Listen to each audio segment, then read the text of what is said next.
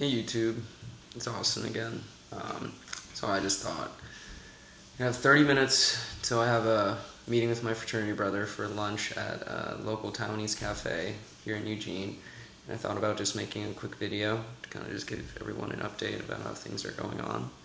So, as most of you know, I'm a sophomore here at the University of Oregon, and I am pursuing a journalism degree. So far, fall term has been quite eventful, and it's a huge roller coaster ride emotionally. Chinese is, it's a challenge, learning how to read and write each character. My professor also expects me, along with several other heritage students, she labels us, who, have, either a Chinese mother, or Chinese father, or come from that background and have been to Taiwan or China, and know some Mandarin and can understand it. She expects us to do more and teach the other students who can't do it or know Chinese, so the white people, that's already a challenge in itself. But I knew going into this that it would be really, really tough, adapting and learning these new type of linguistics. I could have went the easy route, taking Spanish, because I have that background, but college is all about challenging yourself, so I had to really challenge myself with this, especially during the fall, the start of the year, getting back into academics. That's the hardest thing. So Chinese is going good. Acting is, it's fun. I'm taking it with a professor I'm really familiar with. I've taken a class with her last year during the fall, so a year ago, and very cooperative, very, very nice professor, willing to help in any way, and I'm learning a lot in that class. Not just the basic textbook principles, but also a lot about how I act in front of an audience, how I want the audience to perceive me, as I want to go into broadcasting. So I learned a lot about how I'm supposed to position myself in a posture where I'm sitting down, especially if I'm in front of the camera. So that's something that I'm really focusing on and trying to learn to prepare myself for the future. In addition, I think most of you guys know about my LDR with a wonderful lady by the name of Isabel. So about a week ago, I would say about a week and a half, I get a call from my mother saying my grandfather he's dying, he's in the hospital, and we need to go back there. And I was freaking out. I didn't know what to do, so I texted Isabel, and I texted another mutual friend of ours that I had to go back because of this. And as usual and as expected, freaking out, right?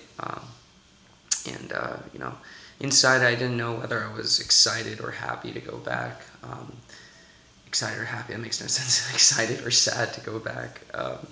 Excited in terms of seeing Isabel for a good, long week, because that's how long I was there, or sad because of my grandfather. But at the end of the day, when I was there, we had a great time together, and I feel more emotionally connected to her, and she is as well to me.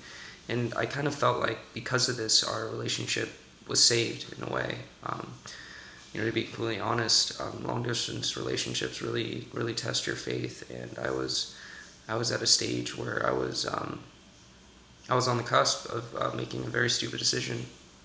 But I knew in my heart, though, that there was always that one person that knows me more emotionally than any other person, if that makes sense. And I know Isabel, if you're watching this, I was really tested a lot. Really, I'm not kidding. But ultimately, I always came back to you, because you have a special place in my heart. And I want you to know that, and I want the whole world to know that, because it is easy for a man to cheat, very easy. I think it's easy for anybody. Even you told me that your faith was tested as well with other cute boys at your school and stuff. But at the end of the day, you'll always be my girl, like I tell you. So that's the way it is. But anyways, back to telling you guys, the audience. My grandfather's fine right now. He had tubes down his throat and stuff, and he was seeing stuff at the corner of the room, all the mental and interior failures are already happening, but my mom told me at the end of the day that I'm on speed dial, in quotes, to go back. So I don't know when that's going to happen, but it's going to happen. I expect soon. Grandfather is he's an old man. He had a life. He's in the high 80s, so I think that's considered a life. What else is going on? I'm having a very big internal conflict with this, but I don't know if most people know, but I'm part of Alpha Tau Omega fraternity here at the University of Oregon.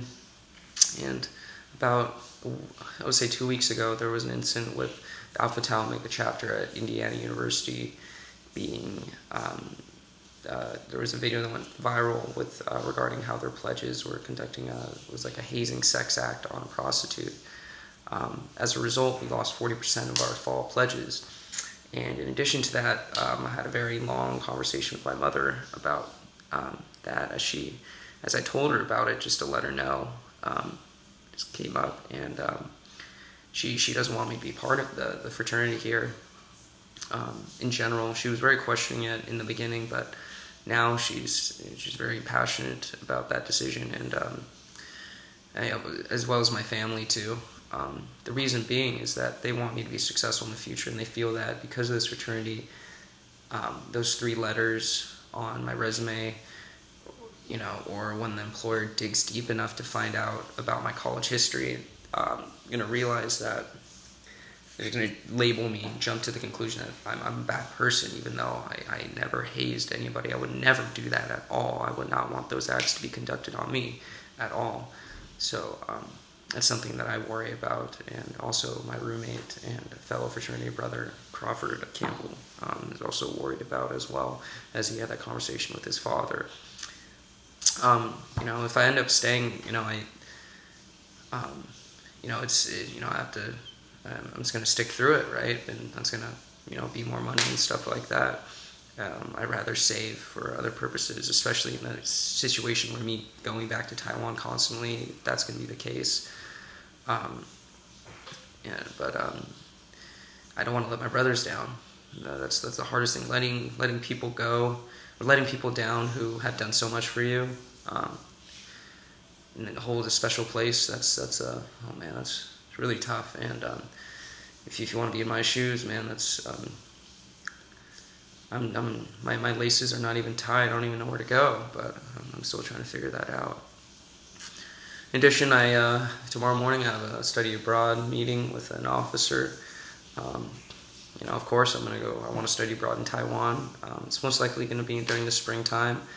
I looked at the requirements. I just have to be sophomore standing, which I will be after this term, officially into that category. So I really want to go there. I really want to, I think you guys can kind of figure out why I want to go there. Family, Isabel. I love the country. I love the people. I love the culture, the food. I can't even stop raving about it. But the country holds a very special place in my heart, definitely. And I love to be there more rather than America. Actually, that's a bold statement, but I think that's just how I am for now. That's something I always wanted to pursue, and my family as well has those intentions, and I intend on fulfilling those family intentions. But anyways, that is my video for this month. Yeah, I guess this month, October, yeah. So, man, hopefully November, that'll be, I don't know what's going to happen, but that's life, right? You just kind of see what goes on. But anyways, thanks for tuning in. And I'm going to get going to this little lunch date with my fraternity brother, Carlos Padilla. But, hopefully it goes well. But, yeah, so everybody take it easy. See ya.